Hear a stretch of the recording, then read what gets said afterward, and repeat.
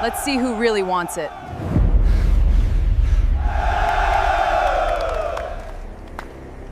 The cold November rain beat against the side of the faded pickup truck parked at the edge of the staging ground, but inside the small diner across the road, the air was thick with the smell of burnt coffee and cheap diesel. Clara adjusted the sleeves of her oversized, faded flannel shirt, pulling them down over knuckles calloused by years of heavy labor. She wasn't a large woman, nor did she carry herself with the loud, performative swagger of the men who sat 3 booths over. To anyone passing through this forgotten stretch of eastern Oregon, she was just another local who worked the timber yards or drove supply rigs up into the mountains. But beneath her calm, unreadable gaze was a quiet, methodical precision that only comes from surviving things most people couldn't even imagine. The 3 men sitting at the corner booth were wearing fresh military fatigues, their boots spotless and their voices carrying across the room with the unearned confidence of young soldiers who had seen tactical training but never real dirt. They had been assigned to the regional logistics depot down the highway, a quiet post meant for routine inventory and convoy escorts. To them, this town was a dead end, and the locals were just background scenery. They were bored, loud, and looking for something to sharpen their egos against. When Clara stood up to pay her tab, her old canvas duffel bag slipped from her shoulder, hitting the wooden floor with a heavy, metallic thud. It wasn't the sound of clothes or personal gear, it was the sharp, dense clinking of specialized steel equipment. The sound immediately caught the attention of the largest soldier in the group, a sergeant named Miller whose bravado was as thick as his neck.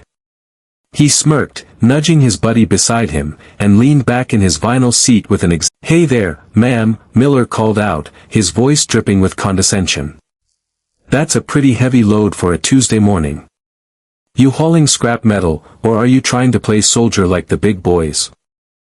Clara didn't turn around right away. She slowly reached down, hooked 2 fingers through the sturdy strap of the bag, and hoisted it back onto her shoulder without showing a single thread of effort. "Just gear," she said softly, her voice low and even, stripped of any emotion that might give him something to hook into. Miller chuckled, standing up and folding his arms across his chest. He took 2 steps closer, blocking her path to the door. His buddies followed suit, fanning out slightly with practiced, aggressive posturing. "Gear, huh? You hear that, boys? She's got gear. What were you, former supply clerk? National Guard typist?" He leaned in a little closer, his tone turning mockingly professional. "Come on, clear the air for us. What was your call sign back in the day, huh? Mama Bear? Rosie the Riveter?" The diner fell dead silent. The old man behind the counter lowered his rag, staring at the floor, knowing better than to get between active military personnel and an unseen conflict. Clara finally raised her eyes to meet Miller's. There was no anger in her expression, no fear, and no defensiveness. There was only a cold, vast emptiness that made Miller's smirk flicker for a fraction of a second. "Call sign doesn't matter much when the radio's dead," Clara replied quietly. "And you shouldn't ask questions you aren't trained to handle the answers to." Miller let out a loud laugh, though it sounded slightly forced this time. "Oh, we've got a tactical expert here. Hear that, fellas? She thinks she's got secrets. Look, lady, we run the supply lines through the pass every night. If you're out on those roads, you're in our jurisdiction. So unless you want me to inspect that heavy bag for unregistered hardware, you tell me who you think you are." Clara took a single step forward. She didn't raise her hands or drop into a stance, but her body weight shifted in a way that made the soldier on Miller's left instinctively step back half an inch. "If you really want to know who I am," she whispered, "ask your base commander why the ridge line on Highway 12 is off limits after midnight. Ask him about the Iron Widow." Before Miller could process the name, Clara walked right past him, her shoulder brushing his chest with enough solid force to throw him off balance. She pushed open the glass door and walked out into the pouring rain, leaving the 3 soldiers standing in the quiet diner, their laughter completely gone, replaced by a sudden, creeping chill they couldn't quite explain. The name didn't mean anything to Miller right away, but it burned in his mind like a splinter. He was a sergeant who prided himself on knowing every tactical detail of his deployment area, every local rumor, and every high-ranking figure who had ever passed through the division. To him, the woman was just a local eccentric with a chip on her shoulder, playing mind games to hide her embarrassment. But back at the depot, as the afternoon storm turned into a brutal mountain blizzard, the joke stopped being funny. The regional depot was tasked with transporting high-value communications hardware across the Blacktooth Ridge, a notoriously treacherous mountain pass known for sudden rockslides, dead radio zones, and unforgiving weather. That night, a 3-truck convoy was scheduled to make the run. Miller was assigned as the convoy commander, sitting in the lead vehicle with his 2 buddies from the diner. They were confident, equipped with night vision, heavy engines, and standard-issue sidearms. To them, it was a routine run through bad weather. By 10 o'clock, the storm had turned into a total whiteout. Wind whipped through the pines, driving frozen sleet against the windshield so hard it sounded like gravel. The radio chatter grew distorted, filled with heavy static that pulsed at irregular intervals. 10 miles up the pass, the lead truck's engine suddenly began to sputter.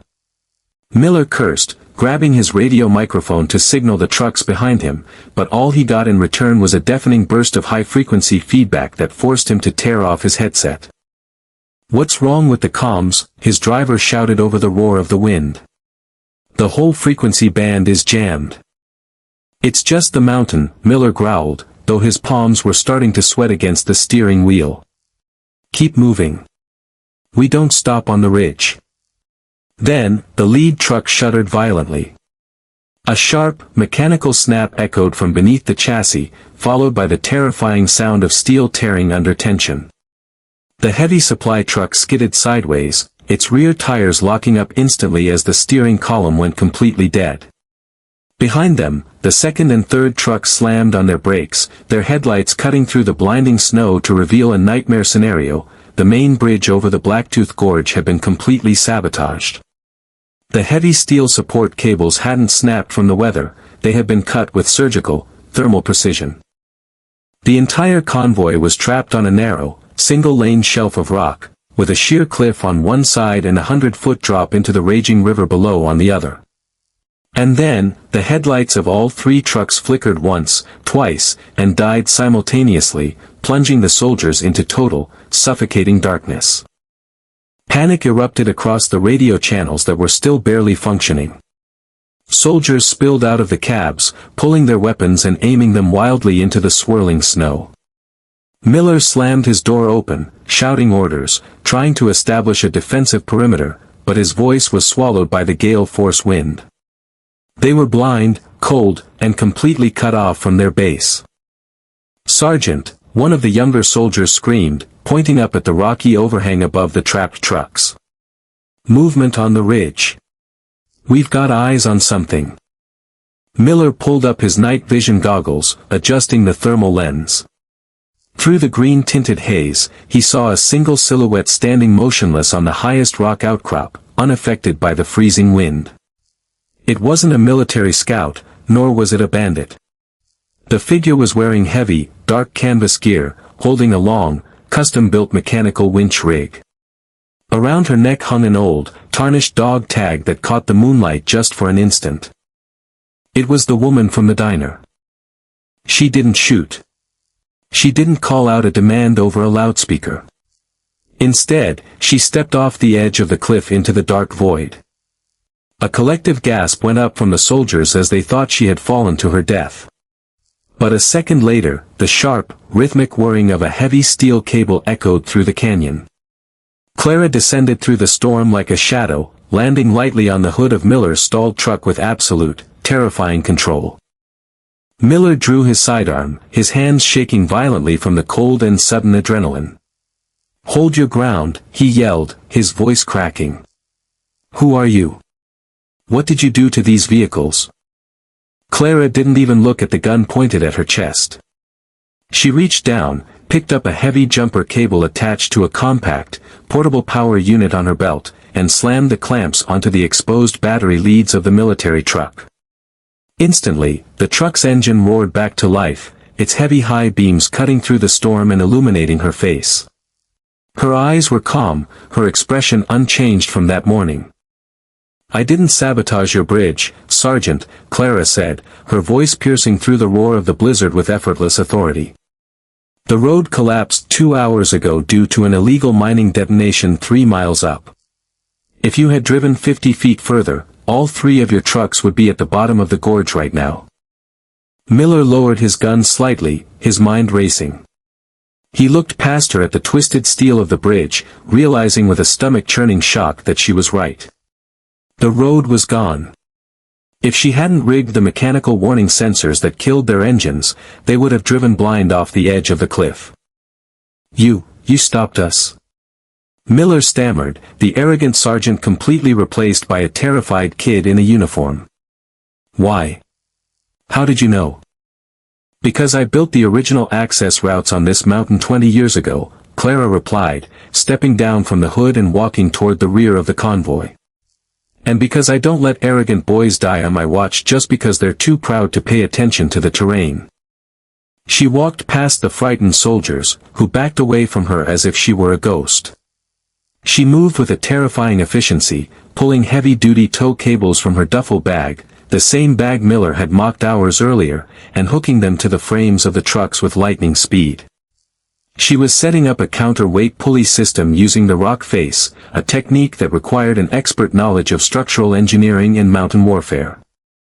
As she worked, the second soldier from the diner, his face pale with cold and realization, crept up behind Miller. "Sergeant," he whispered, his voice trembling. "I just ran her face through the old regional service records on the emergency terminal before the comms died completely." "And?" Miller demanded, staring at Clara as she effortlessly tightened a steel tensioner that normally required 2 grown men to operate. "She's not a supply clerk, Miller," the soldier swallowed hard, his eyes wide with fear. "Her name is Clara Vance. She was the chief engineer and combat recovery specialist for the 101st Division's Black Budget Alpine Unit. During the northern operations, her squad was ambushed and cut off behind enemy lines in a frozen pass just like this one." Miller felt a cold knot form in his gut. What happened? Her entire unit was compromised. Her husband was the commanding officer. When the radios failed and the support abandoned them, she didn't wait for orders. She single-handedly rigged the entire mountain pass with defensive counter-charges, held off an entire advance column for 36 hours, and hauled 7 wounded men out of a ravine using hand-cranked winches. The soldier looked back at Clara, who was now securing the main anchor line to the mountain wall. The military gave her the highest classified commendation they have, but she refused the medals, resigned her commission, and buried her husband right up on this ridge. They called her unit the Widowmakers. But after that night, after she saved those men and stayed behind in the ice, the survivors gave her a different call sign. Miller's breath caught in his throat. The Iron Widow. The arrogance that Miller had carried all day disintegrated completely into profound shame. The woman he had mocked as a helpless local, the woman whose service he had trivialized for a cheap laugh in front of his friends, was a living legend who had earned her name in blood, ice, and absolute sacrifice. Suddenly, a crack like thunder echoed from the peak above them. The illegal mining site 3 miles up had caused a massive structural instability in the snowpack. A wall of ice, trees, and heavy shale was detaching from the mountain, rushing downward directly toward the shelf where the soldiers and their trucks were pinned. Avalanche! Miller screamed, panic taking over the group once again. Soldiers began running aimlessly, looking for cover where there was none. "Stay in the trucks." Clara's voice boomed across the pass, commanding and absolute. It wasn't the voice of a quiet diner customer, it was the voice of a commander who had ruled the most lethal environments on Earth. "Miller! Get your men into the second cab. Now!" Instinct took over. Miller didn't argue. He didn't question her. He shoved his men into the cab of the second vehicle, slamming the door shut just as Clara threw the master lever on her rigged pulley system. Using the sheer weight of the lead truck as a counter-anchor, Clara engaged her custom winch, pulling the second and third vehicles back 6 feet into the deep recess of a natural granite overhang. She stood out in the open, exposed to the howling wind, operating the manual tension bar herself, her muscles straining against thousands of pounds of force as the snow began to bury the road. The avalanche struck with terrifying power. Tons of snow, rock, and debris roared over the granite overhang, cascading over the roof of the cab where Miller and his men cowered. For 20 agonizing seconds, the world was nothing but violent, deafening roaring in complete darkness as snow slammed into the steel frame. And then, as quickly as it had begun, the roar faded into the quiet whistle of the wind. Inside the cab, Miller opened his eyes. The front of the truck was covered in snow, but the structural integrity of the vehicle was intact. The granite overhang had deflected the main force of the slide, just as Clara had calculated. They were alive.